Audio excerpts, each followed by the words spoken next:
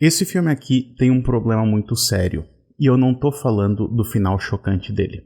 Vamos conversar um pouquinho sobre Megan Missing?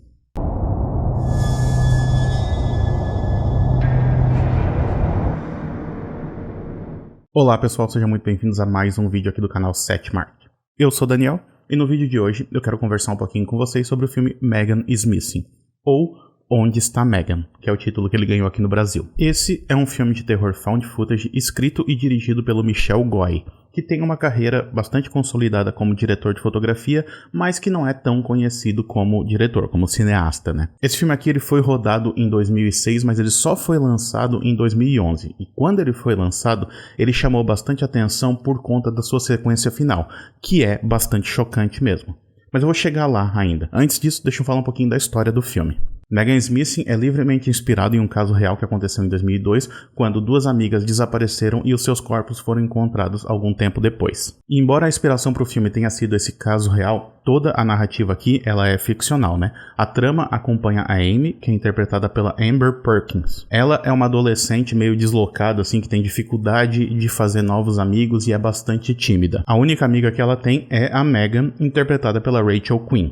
A Megan é a garota mais popular do colégio, mas ela mantém essa amizade real com a Amy, né? A Amy parece ser a única pessoa com quem ela consegue conversar de verdade. E aí, a Megan ela também tenta meio que enturmar a Amy. Por exemplo, ela convida a Amy para participar de uma festa para a qual ela foi convidada, só que isso acaba não dando muito certo. E mesmo nessa festa, a Amy acaba ficando cada vez mais isolada. Certo dia, a Megan começa a conversar com um sujeito misterioso na internet, identificado apenas como Josh. Eles conversam por meio de chamadas de vídeo, só que o cara dá a desculpa de que a câmera dele tá quebrada, então ele não pode ligar a câmera dele. Então assim, fica um negócio meio estranho ali no ar, você vê que tem algo de errado, mas a Megan acaba acreditando nele, fica conversando com ele e eventualmente até combina de se encontrar com ele. É então que a Megan desaparece, conforme o próprio nome do filme sugere, e a Amy começa a investigar o que pode ter acontecido com a amiga dela. Ou seja, nós temos notícias de jornais, ou então nós temos imagens de câmeras de segurança, ou então imagens capturadas por câmeras operadas pelos próprios personagens, que é uma coisa comum no found footage, né? Só que a grande maioria da narrativa desse filme é construída em cima de imagens das webcams dos computadores e celulares dos personagens, porque na maior parte do tempo eles estão conversando pela internet. E o funcionamento desses equipamentos não obedece nenhuma lógica tecnológica, porque esses equipamentos, né, celulares, webcams, eles não armazenam as informações. Pelo menos assim, eles não armazenam as chamadas de vídeo que foram feitas, a não ser que elas tenham sido gravadas, o que não é o caso aqui. Além disso, em alguns momentos do filme fica claro que o que a gente está vendo, né, as chamadas de vídeo que a gente está vendo, elas só começam a ser gravadas, se é que isso é possível, uma vez que a chamada é iniciada, ou seja, uma vez que a pessoa está chamando a outra ali por meio do MSN, ou seja lá que tecnologia que eles estão usando. Só que em outros momentos a gente parece que está vendo a imagem dessas câmeras antes mesmo da chamada ser iniciada, o que de novo não faz sentido. Isso faria sentido se aquilo que a gente está vendo não fosse necessariamente uma filmagem encontrada e editada, por exemplo, mas sim algo que está acontecendo ao vivo diante da câmera, como é o caso do filme Poder Sem Limites, ou Chronicle. Mas claramente esse não é o caso desse filme aqui. Mas ainda assim, eu não quero gastar muito tempo falando sobre as incongruências narrativas desse filme. Eu só quero destacar um outro momento desse filme que eu achei no mínimo curioso. Tem uma hora dentro desse filme que a gente tá vendo as notícias de jornal, assim, né? E aí, um jornal, ele consegue encontrar imagens de uma câmera de segurança do momento em que a Megan foi capturada, do momento em que ela foi sequestrada. E aí, assim, a gente vê essa imagem, né? A gente vê essa filmagem em preto e branco e tudo mais, e beleza. Fechou? É isso, né? Só que não, né? Porque depois disso, o filme, ele literalmente ele para mostrar pra gente, de novo, o vídeo que a gente acabou de ver. E se isso não fosse suficiente, em seguida ele mostra o mesmo vídeo de novo, só que ampliado em 200%. E como se não bastasse, em seguida a gente vê o mesmo vídeo de novo, ampliado em 500%. E sabe o que a gente aprende depois de ver o mesmo vídeo 4 vezes? Nada, porque ele não traz nenhuma informação nova pra gente. Ele parece que tá ali só pra preencher o espaço, só pra gastar mais tempo do filme. E esse é um dos problemas desse filme aqui, mas não é o principal. Aliás, problema é o que não falta nesse filme aqui, porque Megan is Missing, ele tem problemas desde a sua concepção até a sua execução.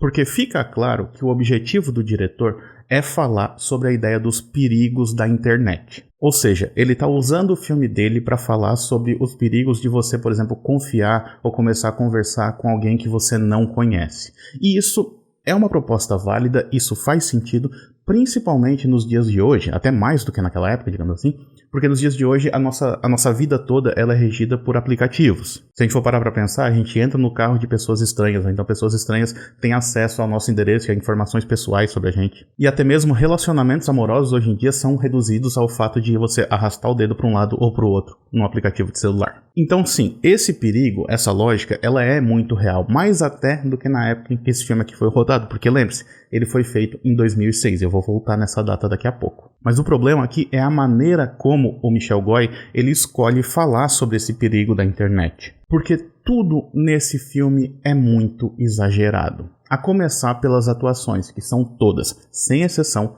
muito ruins. Tem uma cena, por exemplo, em que a Amy é confrontada pelas amigas da Megan do lado de fora de uma lanchonete. Aquilo é vergonhoso. Além disso, quando o filme tenta contrastar isso com as cenas, por exemplo, da Amy se relacionando com a família dela, para mostrar o quanto que ela se dá bem com a família dela e tudo mais, são cenas que parece que saíram de uma propaganda de margarina. E esse exagero fica ainda mais evidente quando a gente compara ele com a maneira como o filme retrata os seus personagens adolescentes. Porque nesse mundo criado pelo Michel Goy, os adolescentes eles passam o tempo todo se drogando, falando sobre sexo, fazendo sexo ou trocando favores sexuais. Se é que dá pra chamar aquilo que acontece no filme de troca de favores. E que fique claro que eu não tô falando que adolescentes hoje em dia não fazem isso. Não sei, talvez façam. O que eu tô querendo dizer é que eles não fazem só isso. O problema está na maneira como essas ações são condensadas dentro da narrativa do filme. Principalmente quando a gente compara o que vem antes, ou seja, a primeira metade do filme, com o que vem depois, ou seja, o seu final explícito. E aí, para eu poder falar sobre essa comparação, eu vou ter que então falar sobre o que acontece no final desse filme, então fica aqui o aviso de spoilers. E caso eu vá perder uma parte da audiência por causa disso, eu peço que se você está gostando desse vídeo até esse momento, deixe seu like aqui embaixo, se inscreve no canal e ativa o sininho de notificações para não perder nenhuma novidade. Aproveita também e me segue nas redes sociais, todas elas vão estar linkadas aqui embaixo. Mas beleza, então voltando ao filme. Enquanto ela está investigando o que aconteceu com a amiga, a Amy ela acaba descobrindo que a Megan, obviamente, né, foi sequestrada pelo tal do Josh, e ela própria passa a ser ameaçada pelo sequestrador. Eventualmente, a Amy também é sequestrada e a câmera dela, a câmera que ela carregava para todo quanto é lado, é encontrada um tempo depois numa lata de lixo. E aí todo o final do filme, os últimos 20, 25 minutos, são compostos do conteúdo que está naquela câmera, que são as gravações feitas pelo próprio sequestrador mostrando tudo o que ele fez com a Amy. E aqui eu preciso admitir que esse conteúdo é realmente muito forte e muito desconfortável também. As cenas são muito gráficas e o sofrimento da personagem é explorado à exaustão, o que, de certa maneira, se relaciona com a época em que esse filme foi rodado. Porque o início dos anos 2000, ele viu a ascensão de dois subgêneros distintos, que foram o found footage, popularizado depois do sucesso de A Bruxa de Blair e Atividade Paranormal, e os chamados filmes de tortura, que tem entre os seus maiores expoentes os Jogos Mortais e o Albergue. E aí o que o Megan Smith faz é juntar esses dois subgêneros que antes andavam separados. Só que existe uma diferença aqui que precisa ser destacada, que é, mesmo nesses filmes mais extremos, como é o caso do Albergue ou então dos Jogos Mortais, tinha ali algo a mais além da violência explícita. Existia um apuro narrativo nesses filmes e até mesmo um comentário social por trás deles. Não por acaso, dentro dos estudos sobre o terror, filmes como Jogos Mortais e O Albergue, eles são usados como exemplos de filmes que, de maneira metafórica, acabam refletindo aquilo que está acontecendo no contexto político-social à sua volta. Afinal, foi nessa época, durante a chamada Guerra ao Terror, que o exército americano passou a usar com frequência a tortura como sendo um método válido de interrogatório. E isso passou a ser amplamente divulgado. Nessa época também foram divulgadas fotografias de soldados torturando prisioneiros numa prisão que, se eu não me engano, foi em Guantánamo. Além disso, os criadores dessas duas franquias, dos Jogos Mortais e do Albergue, que são o James Wan e o Eli Roth, eles acabaram se tornando dois grandes nomes dentro do cinema de terror comercial. E eu acho que tudo isso só serve para comprovar essa ideia que eu tô falando aqui de que existia algo a mais nesses filmes além da tortura. No caso do Megan Smith, não tem. A mensagem principal do filme, que é essa ideia dos perigos da internet, ela é diluída em meio à obviedade da sua narrativa. E aí, levando em consideração essa obviedade e todos os problemas do filme, fica parecendo que ele é construído somente para chegar naquela sequência final. E que todo o resto só serve para encher linguiça. E é aí que tá o grande problema desse filme. Não necessariamente na sequência final em si, mas em tudo que veio antes. Porque, como eu disse antes, todo o filme ele é contado por meio do registro que é feito pelos próprios personagens, ou então por notícias de jornais e esse tipo de coisa, né? Só que tem um problema muito sério na maneira como essas imagens são apresentadas pra gente. E eu acho que a sequência da festa que a gente vê lá no início do filme é um bom exemplo disso. Porque durante aquela festa a gente tem um personagem que tá supostamente filmando tudo. Só que se ele estivesse filmando tudo, a gente deveria ver tudo também. Para dar um exemplo aqui para ficar mais claro, nos últimos anos foi lançado um filme bem legal chamado The Outwaters. Inclusive tem vídeo aqui no canal sobre ele. E aí esse filme ele se propõe a apresentar pra gente o material bruto, ou seja, sem edição, que estava dentro de 3 ou 4 cartões de memória que foram encontrados. E de fato, quando você vê The Outwaters, essa é a impressão que você tem, de que você está vendo tudo que foi gravado. Inclusive tem muita coisa dentro daquele filme que parece que não precisaria estar ali, que parece que não serve para nada. Mas essa é a ideia, porque se a gente está vendo tudo, a gente tem que ver tudo. Mas aqui no Megan is Missing, a gente não está vendo tudo. A gente está vendo apenas uma fração daquilo que foi gravado. Ou seja, a gente só está vendo uma parte. E o problema está na parte que a gente está vendo. Porque tudo que a gente vê nessa cena da festa são os personagens adolescentes fazendo sexo, ou se drogando, ou então prestes a fazer sexo e se drogar. Basicamente, é isso que a gente vê na cena inteira.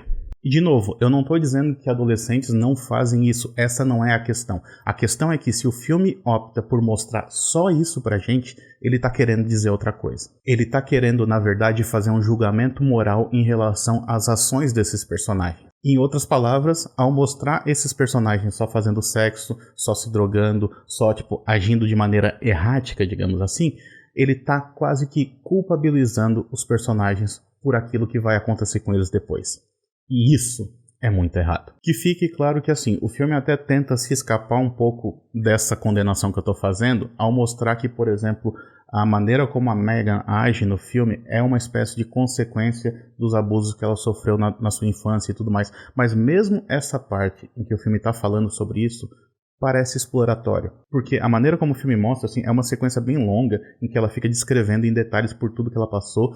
E assim, parece muito gratuito também. Então, como eu disse no início, o problema do Megan is Missing não é necessariamente a sua sequência final, que é bastante forte, que é bastante violenta, mas sim o fato de que por baixo de tudo isso, o filme parece estar dizendo pra gente que aquilo que aconteceu com os personagens, por pior que tenha sido, foi culpa deles. Bom, por hoje é isso, então espero que vocês tenham gostado desse vídeo. Se gostou, eu peço novamente que curta, compartilhe e se inscreva no canal. E se você gosta dessa discussão a respeito dos perigos da internet, eu acho que você vai gostar desse vídeo que eu fiz a respeito do filme Death of a Vlogger.